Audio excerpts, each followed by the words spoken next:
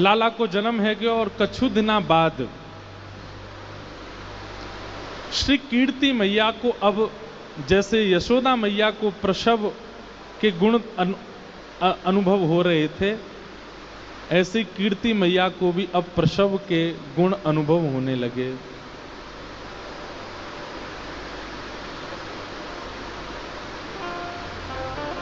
हमारे हित वृंदावन चंद्र जी श्री कीर्ति मैया के 9 महीने के अनुभव का वर्णन करते हैं कि 9 महीना कैसे कैसे अनुभव हो रहे हैं कीर्ति मैया। पहला महीना जैसे प्रारंभ हुआ, कीर्ति मैया के गर्भ में लाली आई, तो अब इन 9 महीने के प्रसव की इस भावना से आप अनुभव उत्पन्न होने लगा कीर्ति मैया को। अत्यंत दोषयुक्त व्यक्ति में भी प्रेम का भाव उत्पन्न होने लग जाए, दया की भावना आने लग जाए, करुणा की भावना आने लग जाए। इस आया तब क्या हुआ, बोले परम सुख सानी, इतने सुख में आ गई हैं कीर्ति मैया। कहत मृदु वाणी, अपनी मीठी वाणी से क्या कह रही हैं, अपनी सखियों से कह रही हैं कि अरे मुझे तो भरोसा है कि मेरे गर्भ में लाला नहीं लाली है। लली उर आनी, मेरे उदर में लाली ही है, मुकु ऐसो आभास है रहो है। और लाली की बात सुनकर के ताके बोले आपको कैसे पता, बोले अहो लक्षण आने, लक्षण अनुभूत हो रहे हैं। बोले कैसे लक्षण लग रहे हैं, बोले लाली के जो जो श्रृंगार होते हैं ना, वो श्रृंगार स्वप्न में दिखाई दे रहे हैं। कभी बेणी चोटी दिखाई देवे, कभी कानन के कुंडल दिखाई देवे, नाक की नतनी दिखाई देवे, छोटे छोटे हाथन में महावर दिखाई देवे, पामन की पाजेब की छमछम आवाज सुनाई देवे, लहंगा दिखाई देवे, चुनरी दिखाई देवे। तो इससे कीर्ति मैया कह रही हैं, बोले गर्भ में लाली है, मोकू अनुभव है रहो है। आहा, चौथे मास मन फूल्यो, जैसे ही चौथा मास आया मन में और आनंद होने लगा। भाग्य अनुकूलो महारस झूलो रे, सकल दुख भूल्यो अहो गोप राजकुल बधू हो परम शोभित भई। आहा, चौथा महीना जैसे ही लगा तो फिर कीर्ति मैया की स्थिति कैसी है, बोले महारस झूल्यो। अभी तक तो सुख बढ़ रहा था, आनंद बढ़ रहा था, अब तो जैसे मानो महारस में झोंटा ले रही हूं। व्यक्ति को जब सुख मिलना प्रारंभ होता है तो कुछ दिन तक उस सुख की अनुभूति होती है, लेकिन बार बार उस सुख की अनुभूति हो और फिर उसी सुख में सो रहे हैं तो सुख, हंस रहे हैं तो सुख, बैठे हैं तो सुख, चल रहे हैं तो सुख, मतलब प्रत्येक क्षण दिन भर का सुखमय हो गया, आनंदमय हो गया। इसको कहते हैं रस में झूल्यो।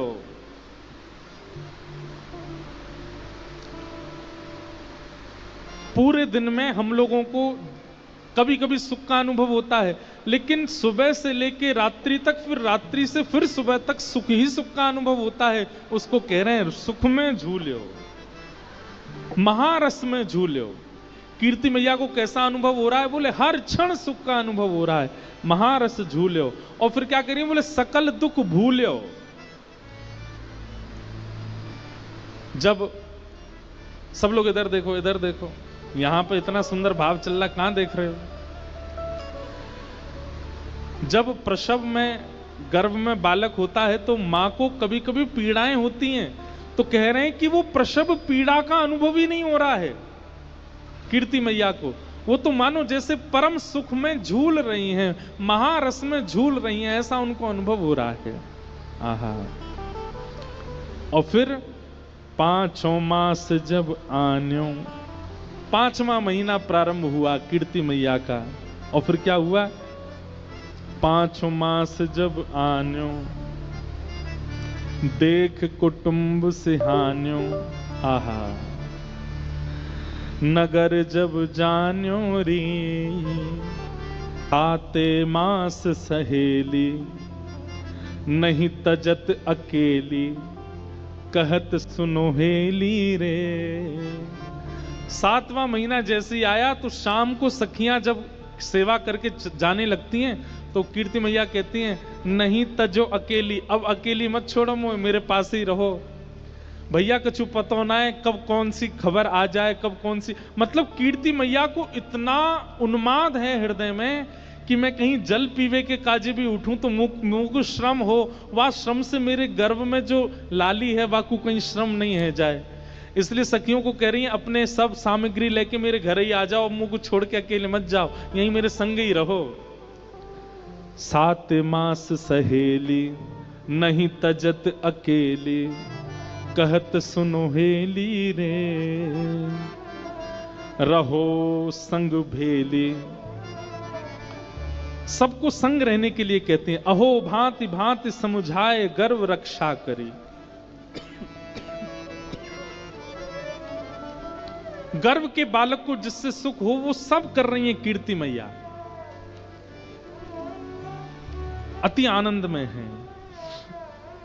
आहा, 8 मास द्विज आए, 8वां महीना जैसे हुआ ब्राह्मण जन सब घर पर आए, बोले पठाए, और सबने कीर्ति मैया को घेर करके सुंदर सुंदर प्रवचन किए, सुंदर सुंदर वेद मंत्र सुनाए, सुंदर सुंदर स्तुतियां सुनाई, ठाकुर जी की लीला कथाएं सुनाई, और कीर्ति मैया बैठ करके प्रमोद मन से श्रवण कर रही हैं। आहा, 8 मास द्विज आए, बोले पठाए, न्योत जिमाए रे। फिर उन ब्राह्मणों को सबने भोजन कराया और उनको बढ़िया दक्षिणा प्रदान करी। सजन पहिराए, सबको वर्ण प्रदान किए, वस्त्र प्रदान किए। सजन पहिराए, अहो बोले सजन सो, बोल सोई प्रभु कीजिए। और ब्राह्मण देवता जाते जाते श्री वृषभानु जी से क्या कह के गए? बोले आज तक तो इन्होंने आपकी आज्ञा मानी होगी, लेकिन अब आप इनकी आज्ञा मानिएगा, ये जो कहें वही करिएगा। और श्री वृषभानु जी बड़े आनंद में हामी भरते हैं कि हाँ ठीक है, अब से ये जो कहेंगी वो हम करेंगे। इस प्रकार 8वां महीना निकला। अब 9 मास गोप बाला, 9वां महीना प्रारंभ हुआ। 9 मास गोप बाला, कहे बचन रसाला, अजु कीरत कृपाला जी, बूझत एह काला, अहो कब हुए है वह धूम सुमंगल गाई है। 9वां महीना जैसे प्रारंभ हुआ, आहा, कीर्ति मैया से अब सब आकर के कहते हैं कि मैया अब तो कोई भी क्षण, कोई भी घड़ी, कोई भी समय शुभ संकेत आ सके, लाली को जन्म है सके। इस प्रकार 9 महीने निकले और 9 महीने पूर्ण होते ही पूजे हैं 10 मास। 9 महीना पूर्ण हो गए, 10वां महीना प्रारंभ हुआ। उर बड़ो है हुलास, सफल भैयास, कियो भवन प्रकाश है। यहां वर्णन करते हैं कि 9वां महीने की अंतिम रात्रि, 9वें महीने की अंतिम रात्रि थी और श्री कीर्ति मैया और वृषभानु जी दोनों सोए हैं। तभी वृषभानु जी के स्वप्न में क्या आता है कि वृषभानु जी बैठे हैं और तभी एक छोटी सी किशोरी डगमग डगमग चाल चलती सी भई आई और श्री वृषभानु जी की गोद में बैठ गई और बैठ करके वृषभानु जी की दाढ़ी से खेल रही है। और ठीक उसी समय कीर्ति मैया को भी स्वप्न आया। और कीर्ति मैया को क्या स्वप्न आया कि एक नन्ही सी किशोरी, सुंदर गौर वर्ण स्वरूप है, वो आई है और आकर के गोद में बैठ करके मानो कीर्ति मैया की छाती टटोल रही है और मानो कह रही है कि मुंह को दूध पिलाओ। और तुरंत कीर्ति मैया अपना पयोधर जैसे ही मुख में देती हैं, नेत्रों से अश्रुपात होने लग जाता है। ऐसा कोमल अंग, ऐसा सुंदर स्वरूप, नेक सी लाली गोद में बैठ करके दुग्ध पान कर रही है। और अचानक ही दोनों की निद्रा खुली और जैसे ही दोनों की निद्रा खुली वृषभानु जी कीर्ति मैया से पूछा कहा भयो? कीर्ति भानु जी कीर्ति मैया से पूछा कहा भयो? कीर्ति मैया वृषभानु जी से पूछा कहा भयो? अरे मैं तुमसे पूछ रही हूं कहा भयो? बोले मैं हूं तुमसे पूछ रहा हूं कहा भयो? कीर्ति मैया बोली मैंने तो एक सपना देखो। वृषभानु जी बोली अरे मेहर मैंने भी एक सपना देखो। तुम पहले बताओ तुमने कहा सपने में देखो? तब वृषभानु जी बताते मैंने तो सपने में देखो एक नेक्सी सी लाली गोद में आके मेरी दाढ़ी ते खेल रही है। कीर्ति मैया के नेत्र सजल है गए। बोले मोए भी यही सपना आया कि एक लाली मेरी गोद में बैठ करके मेरो पयोधर पी रही है। और ये दोनों के मध्य में चर्चा चली रही थी कि अचानक से श्री कीर्ति मैया को प्रसव पीड़ा प्रारंभ हुई। और जैसे ही प्रसव पीड़ा प्रारंभ हुई वृषभानु जी दौड़े दौड़े गए, चिंता में भर गए हैं, पसीने से आ रहे हैं और दौड़े दौड़े सखियों के पास गए, दाई अम्मा के पास गए। बोले जल्दी चलो, अरे पीड़ा हो रही है कीर्ति मैया को। सब दौड़ करके गए, भीतर जाकर के देखो भीतर से किवाड़ बंद कर ली है। सब सखियां चारों ओर खड़ी हैं, किसी प्रयास से नहीं, बिना प्रयास के ही, बिना किसी के सहयोग के ही। जैसे ब्रह्म बेला का समय होने लगा, सूर्य उदय की स्थिति होने लगी, अष्टमी तिथि प्रारंभ हो गई है। और जैसे सूर्य उदय की बेला प्रारंभ हुई उसी समय अपने आप सहनाइयों की आवाज आने लगी, अपने आप सारंगियां बजने लगी, अपने आप ढोल डुमडुमियां बजने लगे। वृषभानु जी बोले मैं कक्ष के बाहर खड़ा हूं, कीर्ति मैया भीतर हैं, सब सखियां घेर के खड़ी हैं, अभी तक कोई समाचार आया नहीं और ये डुमडुमियां बज रही हैं, ये सहनाइयां बज रही हैं, ये सारंगियां बज रही हैं, मंगल गीत कौन बजा रहा है? और तभी वृषभानु जी ने जैसी खिड़की खोल करके देखा तो आकाश से मेघ वर्षा हो रही है और उस मेघ वर्षा की ध्वनि में ही मंगल गीतों के स्वर प्रकट हो रहे हैं। मानो अभी तक किसी को पता नहीं चला लाली भई है, लेकिन आकाश में देवता देवीगण सब खड़े होकर के पुष्प वर्षण कर रहे हैं और मंगल गीतों का वाद्य बजा रहे हैं। आहा, वृषभानु जी तो आश्चर्य में पड़ गए। बोले ये कैसी वर्षा? वर्षा की ध्वनि तो अभी हमने सुनी, कैसी टप टप वर्षा होती है, लेकिन वर्षा की ध्वनि में स्वर लहरियां प्रकट हो रही हैं, ऐसी वर्षा पहली बार देखी है। और जैसे ही इस वर्षा की ध्वनि हुई इतने में ही कीर्ति मैया के कक्ष को द्वार खुलो और भीतर से पधारी सब सखियां आकर के श्री वृषभानु जी को घेर लेती हैं और बाबा बधाई हो, बधाई हो, बधाई हो। वृषभानु जी के हाथ पैर कांप रहे हैं क्योंकि सुनना चाहे कि लाली भई है, कहीं ये नहीं कहे लाला भयो। बधाई तो पता मो भई है, लेकिन लाली भई है ये समाचार मिले। वृषभानु जी कह रहे मैं तुम्हारे हाथ जोड़ूं, पाम पूजू, पहले ये बताओ कौन भयो? आहा, प्रगटी श्री राधा रूप अगाधा, सब सुख साधा नावे, मुनि प्रेम अगाधा मेटन वाधा, लख नहीं सोट लजावे। ब्रज घर घर माई बटे बधाई, सब मिल मंगल गाई, कीरत बड़ भागी अत सुख पागी, पुरजन करत बड़ाई। सुर नर मुनि हर से सुम नहीं बरसे, चढ़े विमान आए, भय चित्र से ठाणे लख सुर बाड़े, बाजे विविध बजावे।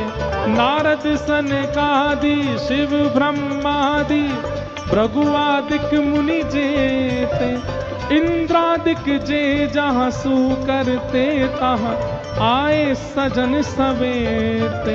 शिव मिलकर जोरे करत निहोरे, जय जय भानु दुलारी, जय कीर्ति कुमारी, जय हरि प्यारी, जय जय सुखदातारी, जय नित्य किशोरी प्रिय चित चोरी, यह विनती सुन लीजय। ब्रजवास ही दीजय, ब्रज रस पीवे, चरण शहन गह लीजय। कर जोर मनाऊं यह वर पाऊं, दंपति यश नित गाऊं, पद कमल सुतोरा मधुमुष मोरा, मन नित जहां बसाऊं। एही भांति सकल सुर स्तुति करके, निश निश धाम सिधारे, नंदादिक आए अति हर्षाए, सब मिल कंठ लगाए। सब ही जन गावे सब ही बजावे, सब ही दहिले भाजे, बरसाने आए विधिन सहाय, जय जयकार करावे, जय जयकार करावे, जय जयकार करावे।